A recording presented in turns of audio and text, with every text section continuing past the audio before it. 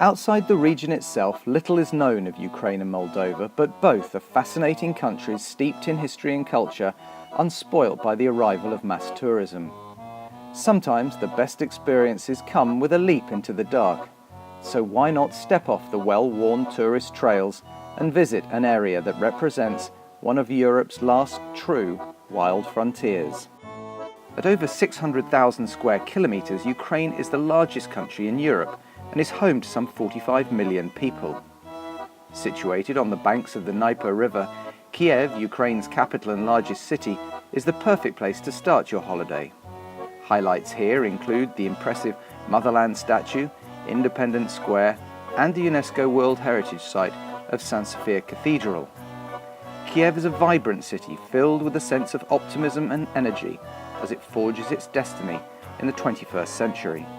A short train ride takes you to Lviv, the cultural capital in the west of Ukraine, close to the border with Poland. Lviv is steeped in history and has been part of Poland, Austria, Galicia, the Soviet Union and Ukraine since it was founded in the 13th century. A gentle stroll around the cobbled streets of the old town is a great way to take in the sights, which include the Market Square, the Boym Chapel and the Opera House.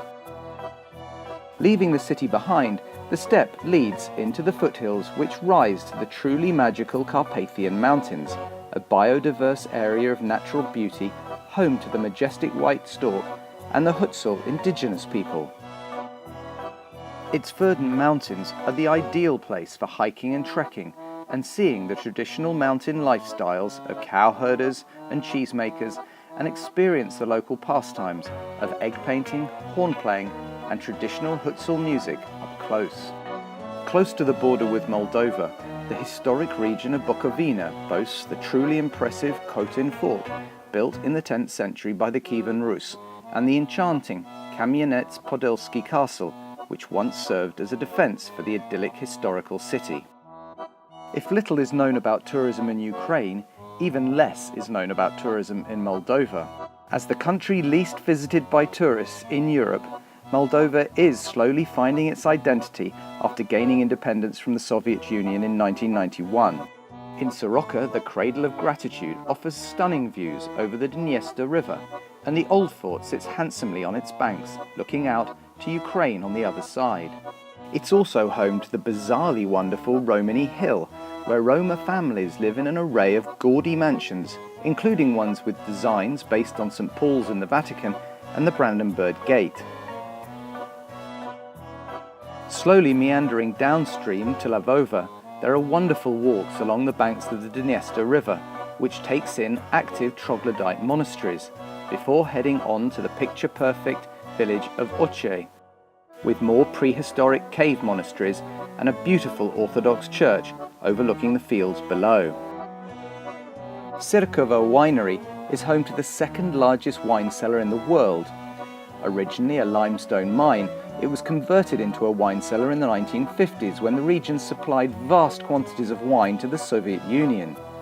The collection of 1.3 million bottles includes wine from 1902 and part of Hermann Göring's impressive collection that was seized by the Soviets. Chisinau is rapidly developing into a cosmopolitan capital city. Amid blocks of Soviet-style architecture are landmarks including the dome-topped neoclassical Nativity Cathedral, the Arc de Triomphe, the Opera House, the Victory Memorial and Eternal Flame to celebrate victory in World War II and commemorate the soldiers who died in the conflict with Transnistria. One of the most unusual places you'll ever visit is Transnistria, a self-proclaimed state that gained independence in 1992 after Russian-backed military action.